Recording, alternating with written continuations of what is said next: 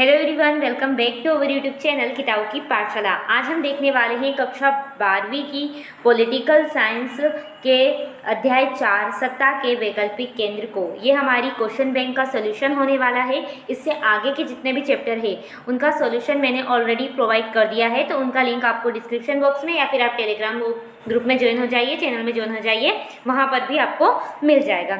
आज हम इस चैप्टर का सॉल्यूशन देखने वाले हैं, तो चलिए इसका सॉल्यूशन करना शुरू करते हैं। सबसे पहले फ्रेंड, प्रश्न है हमारे सामने, बहुविकल्पीय प्रश्नों के उत्तर दीजिए। जिसमें फर्स्ट है, मार्शल योजना के तहत यूरोपीय आर्थिक सहयोग संगठन की स्थापना हुई। कब हुई? 1948, 1958, 1968 या 1978। तो राइट आंसर रहेगा फ्रेंड इसका 1948 में। उसके बाद सेकेंड क्वेश्चन है, यूरोपीय संघ बना। जो यूरोपीय संघ है वो कब बना? 1989, 1990, 1991 या 1992। तो राइट आंसर रहेगा 1992 में। ओके। उसके बाद थर्ड क्वेश्चन है, यूरोपीय संघ की मुद्रा है। यूरोपीय जो संघ है उसकी मुद्रा क्या है? यूरो, डॉलर, येन या रुपया। तो राइट आंसर रहेगा यूरो। उसके बाद थर्ड क्वेश्चन है, आसियान क्षेत्रीय मंच की स्थापना हुई थी। जो आसियान क्षेत्रीय मंच है उसकी स्थापना कब हुई थी? 1954, 1964, 1974 या 1994 में। तो राइट आंसर रहेगा 1994 में आसियान क्षेत्रीय मंच की स्थापना हुई थी। द इसका राइट है। उसके बाद वी, खुले द्वार की नीति से अद्भुत प्रगति की। किसने की? जर्मनी, फ्रांस, चाइना या रूस। तो राइट आंसर रहेगा चीन ने अद्भुत प्रगति की थी खुले द्वार की नीति से। अब चलिए बढ़ते हैं आगे, बात करते हैं सत्य असत्य के चयन की। सबसे फर्स्ट क्वेश्चन है, आसियान की स्थापना 1967 में हुई थी। ये सत्य है या असत्य है? तो बिल्कुल इसका आएगा ये सत्य है। आसियान की जो स्थापना है वो 1967 में हुई थी। सेकेंड क्वेश्चन है, बांग्लादेश आसियान का सदस्य देश है। तो नहीं, इसका आएगा असत्य। उसके बाद 1991 के बाद भारत ने पूरब की ओर देखो नीति अपनाई थी। तो जी हाँ, इसका आएगा सत्य। उसके बाद सार्क संयुक्त राष्ट्र संघ की एक एजेंसी है। तो नहीं, ये क्या है? एक एजेंसी नहीं है, असत्य। उसके बाद यहाँ पर पांचवा प्रश्न है, मार्शल योजना यूरोपीय आर्थिक सहयोग संगठन पर आधारित है। तो जी हाँ, इसका बिल्कुल आएगा सत्य। ओके। तो इस तरीके से सत्य असत्य भी कंप्लीट होते हैं। अब बढ़ेंगे रिक्त स्थान की तरफ, तो एक एक करके रिक्त स्थान को देखते हैं। फर्स्ट रिक्त स्थान है, यूरोपीय संघ को नोबेल शांति पुरस्कार मिला था। कब मिला था? 2012 में। तो रिक्त स्थान के स्थान पर आएगा 2012। सेकेंड क्वेश्चन है, क्रोएशिया 28वां देश है। किसका? यूरोपीय संघ का। सामने ही इसका आंसर लिखा है, क्या लिखना है आपको रिक्त स्थान में? यूरोपीय संघ का। अगला क्वेश्चन है, आसियान भारत मुक्त व्यापार व्यवस्था में लागू हुई। कब हुई भारत मुक्त व्यापार व्यवस्था? 2010 में। कब? 2010। ओके। उसके बाद अगला क्वेश्चन है, चाओ एन लाइन प्रधानमंत्री थे। तो नाम से स्पष्ट हो रहा है किसके प्रधानमंत्री थे? चाइना के, यानी कि चीन के प्रधानमंत्री थे। उसके बाद चीन के राष्ट्रपति जिनपिंग थे। कौन से जिनपिंग? तो Xi Jinping. Okay, Xi Jinping चीन के राष्ट्रपति थे। उसके बाद बढ़ते हैं आगे, एक वाक्य में उत्तर दीजिए की तरफ। सबसे फर्स्ट क्वेश्चन है, जर्मनी का एकीकरण हुआ था। तो आप स्क्रीन पर देख सकते हैं, यूरोप के स्वतंत्र राज्य प्रशा, बवेरिया, सेक्सोनी आदि को आपस में मिलाकर 1871 में जर्मनी का एकीकरण हुआ था। तो जल्दी से इसका स्क्रीनशॉट ले लीजिए। अगला क्वेश्चन है, आसियान विजन क्या है? जो आसियान विजन है वो क्या है? तो देखते हैं इसका आंसर। जैसा कि आप स्क्रीन पर देख पा रहे हैं, आसियान एक तेजी से बढ़ता हुआ क्षेत्रीय संगठन है। इसके विजन दस्तावेज 2020 में अंतर्राष्ट्रीय समुदाय में स्थान तथा टकराव की जगह बातचीत का स्थान दिया गया है।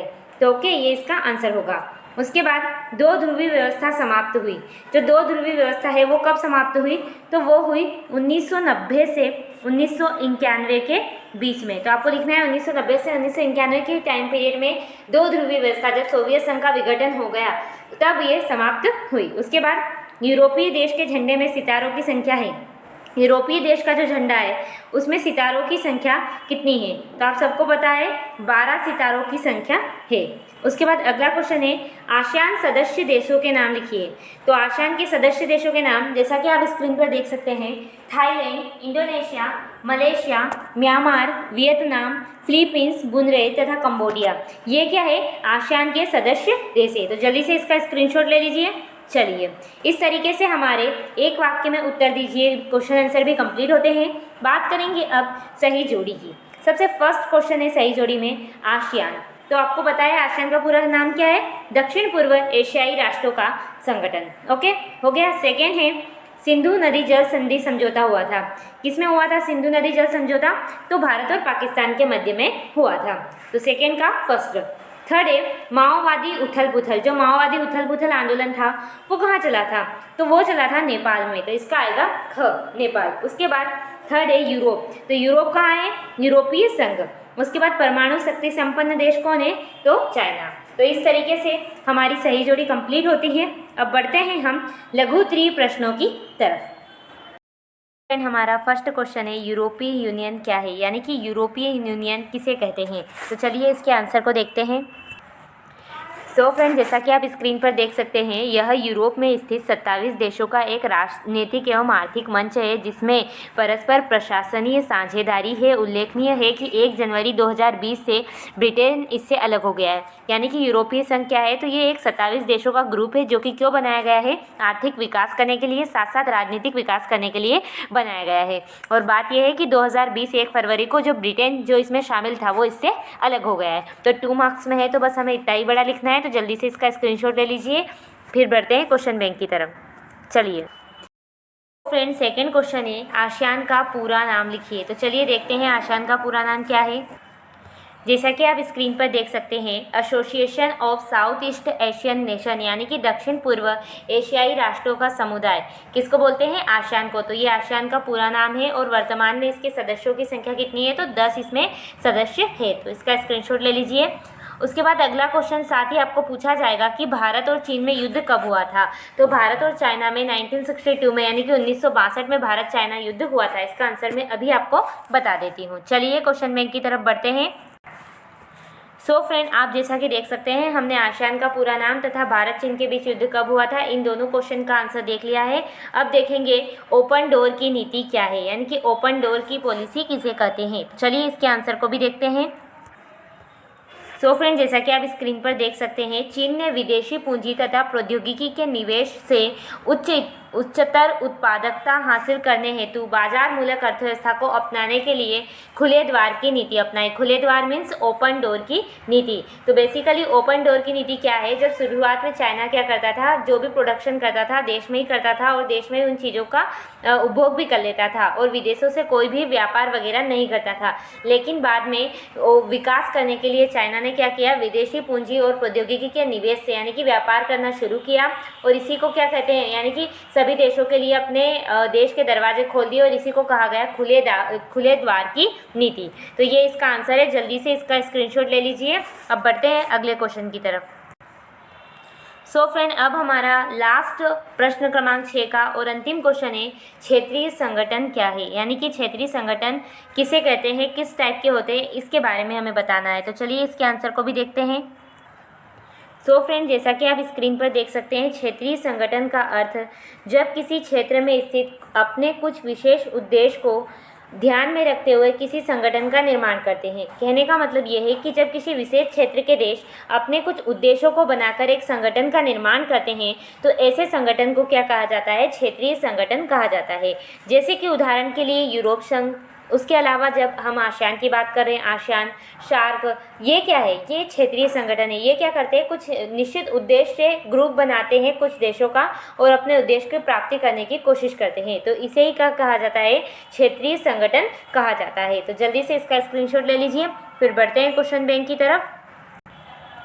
सो फ्रेंड, इस तरीके से हमारा जो प्रश्न क्रमांक 6 था वो कंप्लीट होता है। अब बात करेंगे हम प्रश्न क्रमांक 7 की। दीर्घ उत्तरीय प्रश्नों के उत्तर दीजिए। तो फर्स्ट क्वेश्चन है यूरोपीय यूनियन के प्रमुख उद्देश्यों को समझाइए। जो यूरोपीय संघ था, यूनियन था, उसके क्या उद्देश्य थे, वो क्यों बनाया गया था, हमें ये बताना है। तो चलिए इसके आंसर को भी देखते हैं। जैसा कि फ्रेंड आप स्क्रीन पर देख सकते हैं, 25 सदस्यीय यूरोपीय यूनियन के प्रमुख रूप से निम्नलिखित उद्देश्य थे। सबसे पहला, यूरोपीय राष्ट्रों में एक समान विदेशी तथा सुरक्षा नीति शुरू करना। यानी कि पहला काम ये था कि जो विदेशी पॉलिसी है, जो फॉरेन पॉलिसी है और सिक्योरिटी से रिलेटेड जो भी रूल्स है वो क्या हो, सभी यूरोपीय राष्ट्रों में एक समान हो। सेकेंड, यूनियन की एक समान नागरिकता की शुरुआत करना ताकि उस संघ में सभी लोगों को एक समान नागरिकता मिले। थर्ड, यूरोपीय राष्ट्रों में सामाजिक तथा आर्थिक निकट निकटता में बढ़ोतरी करना, यानी कि सारे के सारे राष्ट्र आपस में सामाजिक तौर पर, इकोनॉमिक तौर पर निकट हो जाए, एक दूसरे पर निर्भर हो जाए। न्यायिक तथा आंतरिक नीतियों में सदस्य राष्ट्रों के बीच तालमेल विकसित करना। उसके अलावा पांचवा जो उद्देश्य रहा था, एक आर्थिक तथा मौद्रिक संघ का निर्माण करना जिसके सदस्य राष्ट्रों में एक मुद्रा का परिचालन हो। यूरोपीय यूनियन के 15 सदस्य देशों में यूरो साझा मुद्रा के रूप में चल रही है। तो यूरोपीय संघ एक बड़ा ही पावरफुल संघ था और इसके बहुत सारे उद्देश्य थे, जैसा कि मैंने आपको अभी बताए। तो आप एक एक कर इन पांचों का फटाफट से स्क्रीनशॉट ले लीजिए। चलिए बढ़ते हैं अगले क्वेश्चन की तरफ। सो फ्रेंड, अब हमारे सामने नेक्स्ट क्वेश्चन है, भारत चीन मित्रता के रास्ते में कौन सी रुकावटें हैं। यानी कि इंडिया और चाइना का जो रिलेशनशिप है वो एक अच्छे दोस्त नहीं बन पा रहे, इसके पीछे क्या रुकावटें हैं उनको हमें बताना है। तो चलिए इसके आंसर को भी देखते हैं। सो फ्रेंड, जैसा कि आप स्क्रीन पर देख सकते हैं, हालांकि भारत चीन मित्रता के रास्ते में अनेक रुकावट है, लेकिन उनमें सबसे प्रमुख बाधा पाक चीन संबंधों को लेकर है। चीन ने जहां पाकिस्तान को मिसाइल तकनीक प्रदत्त की है, वहीं भारत में दलाई लामा की मौजूदगी एवं उसके कार्यों का चीन ने हमेशा ही संदेह की दृष्टि से देखा है। चीन ने पाकिस्तान को सिर्फ प्रक्षेपास्त्र ही नहीं बल्कि गौरी जैसे प्रक्षेपास्त्र को निर्मित करने में प्रत्येक प्रकार की मदद भी की है। मई 1998 में पाकिस्तान द्वारा जो परमाणु परीक्षण किया गया था वे भी चीन की ही देन कही जा सकती है। यहाँ पर उल्लेखनीय है कि स्वयं अणु अस्त्रों का विपुल भंडार रखने वाला चीन भारत को अणु शक्ति बनाने वाला देश बन जाने पर ईर्ष्या करता है। यह उसी का प्रतिफल है कि वह कश्मीर मुद्दे पर पाकिस्तान को समर्थन देकर भारत पर दबाव बनाए रखना चाहता है। तो कुल मिलाकर इतनी बात है कि भारत चाइना का जो मित्रता का रिश्ता बनने में सबसे बड़ी जो बाधा है वो है पाक और चीन के रिलेशनशिप, साथ में जो भारत की प्रगति है वो, क्योंकि भारत की प्रगति से चाइना जलता है और उसके साथ साथ पाकिस्तान का हमेशा साथ देता है, वो भी गलत रणनीतियों में। इसी कारण भारत जो है वो चाइना से अच्छे संबंध बनाने के लिए तैयार नहीं हो पाता है। तो यही इसका आंसर होने वाला है। तो जल्दी से इसका स्क्रीनशॉट ले लीजिए। चलिए बढ़ते हैं अपनी क्वेश्चन बैंक की तरफ। सो फ्रेंड, अब हमारा थर्ड क्वेश्चन है, आसियान के उद्देश्यों का वर्णन कीजिए। जिस आसियान संगठन की हम बात कर रहे हैं उसके उद्देश्यों के बारे में बताना है कि उसका निर्माण क्यों हुआ है। ओके, उसके पीछे क्या उद्देश्य। तो चलिए इसके आंसर को भी देखते हैं। सो फ्रेंड, जैसा कि आप स्क्रीन पर देख पा रहे होंगे, आसियान के प्रमुख उद्देश्य निम्नलिखित है। सबसे पहले, क्षेत्र की आर्थिक समृद्धि, सामाजिक प्रगति तथा सांस्कृतिक विकास को बढ़ावा देना। कुल मिलाकर हर तरह के विकास को बढ़ावा देना ही आसियान का उद्देश्य है।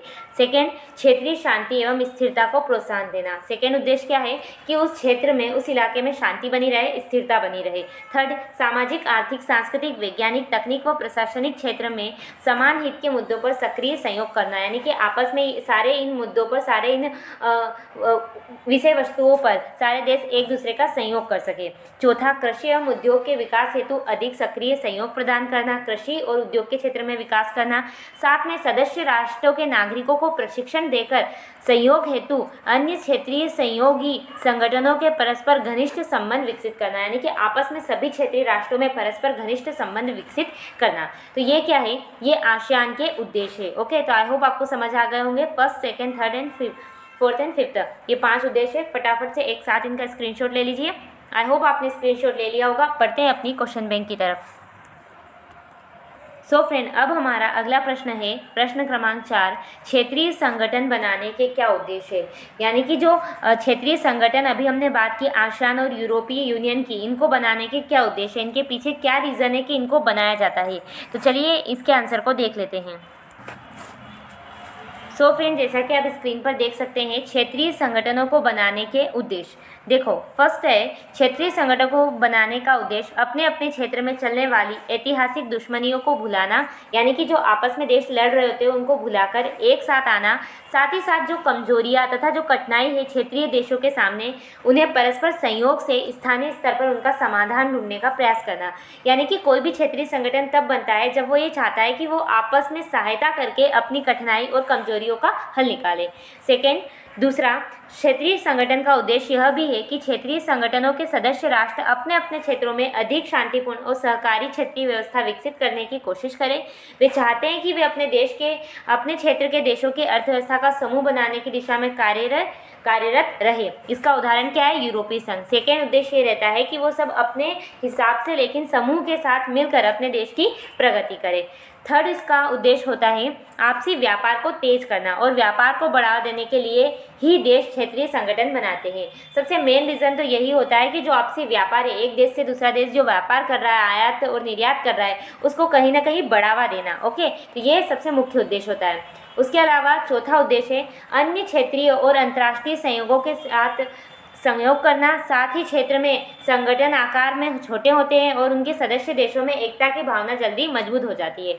यहाँ कहने का मतलब ये है कि क्षेत्रीय संगठन यहाँ क्यों बनाए जाते हैं, ताकि क्या हो सके, वो क्षेत्रीय संगठन आकार में छोटे होते हैं, उनमें कम देश होते हैं, तो उनमें जल्दी से एकता की भावना आ जाए। ओके, इसलिए क्षेत्रीय संगठन बनाए जाते हैं। तो ये कुछ क्षेत्रीय संगठन के उद्देश्य है उन्हें बनाने के, तो जल्दी से इनका स्क्रीनशॉट ले लीजिए। सबसे पहले इन तीन उद्देश्यों का, उसके बाद इस फोर्थ उद्देश्य का स्क्रीनशॉट ले लीजिए। चलिए बढ़ते हैं क्वेश्चन बैंक की तरफ।